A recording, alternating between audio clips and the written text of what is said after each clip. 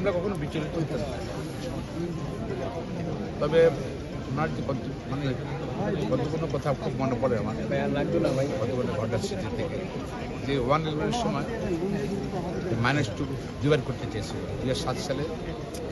তখন শেখ হাসিনা লন্ডনে যাওয়ার পর আর লন্ডন থেকে পাঠিয়ে দেওয়ার জন্য এয়ারক্রাফট প্লেন নিয়ে আসছিল মরা তাকে ছিল। সে রাতে আমি খারাপ লাগছিল, নিজের একা একা পানি চলে আসতেছিল। তখন ওখানে গিয়ে গেলাম, ইলিয়াস আলীকে পেলাম আর বংশ শাহজাহান বলে নোয়াখালী এমপি শাহজাহান কথা বলছিলাম, চারটা পর্যন্ত টিভি দেখছিলাম। পরবর্তী ওরা বলছিল যে ম্যাডাম পাঠিয়ে দেয়, ম্যাডাম মামলা করা যায়। পরবর্তী সাহস করে মামলা করলাম, বৃহস্পতিবার কোর্ট থেকে নির্দেশ দিল বেগম খালেদার নাম যেতে চান। আবার 8 সালে প্রায় 1 বছর হয়ে গেছে বেগম খালেদা এবং শেখ হাসিনার জেলে, সাব জেলে। শেখ হাসিনা চলে গেছেন প্যারোলে মুক্তি নিয়ে দেশে চিকিৎসার জন্য। পত্রপত্রিকা আসছিল বেগম খালেদা চলে যাবে, উনি অসুস্থ, উনি চলে যাবেন, সবাই জানে চলে যাবেন। ওই সময় আমাকে পারমিশন দিয়েছিল, ওই সময় ওনার সঙ্গে দেখা করেন আইনজীবী হিসেবে। তো দেখা করতে গেলাম, তখন আমার সঙ্গে একটু ওই সময় সবার সাথে গোয়েন্দা সাথে লোক ঢুকলো, বলে বেট করে দিল, আমি আমার লয়ের সঙ্গে কথা বলবো, বাইরে যাও গেছে। পরে আমাকে বললেন যে গতকাল রাত্রে আমিরা ব্রিগেডের বাড়ি আসছিল, শেখ হাসিনাকে তো তারা প্রস্তাব দিয়েছে, কত ইন্ডিয়ান খানবে চলে গেছে, আমাকে একই রকম প্রস্তাব দিয়েছে, আমাকে সময় দিয়ে 3 দিন চিকিৎসার জন্য দেশে বাইরে চলে যায়। আমি কারোর সঙ্গে শেয়ার করতে পারছি না। তুমি আসছে ভালো হয়েছে, আমার সঙ্গে আলোচনা করে সিদ্ধান্ত দিলেন। এবং সিদ্ধান্ত দেওয়া আপনি জিজ্ঞাসা করলে বেগম খালেদা কখন যান, ম্যাডাম কখন যান দেশের বাইরে। আমি বললাম যে ম্যাডাম সিদ্ধান্ত নিয়ে, উনি অসুস্থ, উনি সিদ্ধান্ত নিয়েছেন উনি দেশে চিকিৎসা করেন। উনি আপনাদের মাধ্যমে দেশবাসী জানাতে বলছে, জনগণ তাকে 3বার প্রধানমন্ত্রী করেছে, জনগণকে ছিল উনি কোথাও জানেন। এটা দ্য হিস্ট্রিক্যাল ডিসিশন।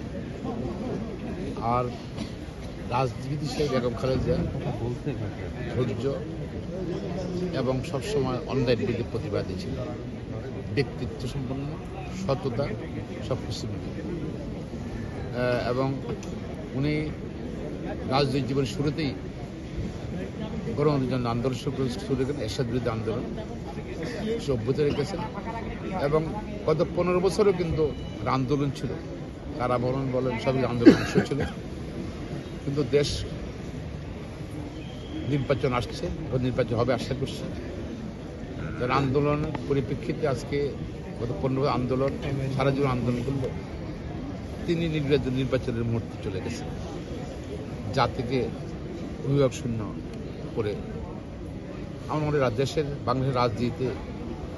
বাংলাদেশের রাজনীতিতে এরকম সরকার প্রধান বিরল ব্যক্তিত্ব এরকম আসবে কিনা আমি জানা নেই। পৃথিবীতে খুব বিরল। তার দেশপ্রেম, এখানে কোনো কম্প্রোমাইজ নেই। ডেমোক্রেসিতে এখানে কোনো কম্প্রোমাইজ নেই, এবং দেশের স্বার্থে কোনো কম্প্রোমাইজ নেই। এবং এরকম রাজনীতিতে অনেক কৌশল নেই। বেগম খালেদা এসব ব্যাপারকে দৃঢ়তা, এই জন্য তাকে আপসহীন বলতো নেতৃত্ব। আজকের দিনে তিনি রাজনীতি অভিভাবকের, দেশের অভিভাবক হিসাবে কাজ করতেন, তিনি বেঁচে থাকতেন। সংকটময় মুহূর্তে তার বিশাল শূন্যতা সৃষ্টি হবে রাজনীতি দেশের জন্য। তো জাতি কীভাবে কাটে আমি জানি না, শুধু বলতে পারি আল্লাহ তারা তাকে ব্যস্ত নসিব করে। আমরা শুনছিলাম যে আমাদের সঙ্গে ছিলেন দীর্ঘ সময় ধরে। এটাও আমি মনে করি যে তার যে নেতৃত্বের গুণাবলী ছিল, সেই গুণাবলী নিয়ে আগামী দিন বাংলাদেশ গড়বার চেষ্টা হবে। এই পথ থেকে আমাদের বিচ্যুত হওয়া চলবে না। আমি তার আত্মার প্রতি সম্মান জানাচ্ছি, তার স্মৃতির প্রতি গভীর শ্রদ্ধা জানাচ্ছি, আর আল্লাহর কাছে কায়েমুল রাখতে চাইছি। যদি আমি মনে করি যে তার মতো মানুষ নিশ্চয়ই তার জীবনের শেষে পরপারেও আরো ভালো থাকবেন, পরে জীবনে ভালো থাকবেন, দেশবাসী হবেন, আল্লাহ তাকে নিশ্চয়ই অনেক অসীম পূর্ণ দয়া দেখাবে। তার পরিবার সবার প্রতি আমার গভীর শ্রদ্ধা। দর্শক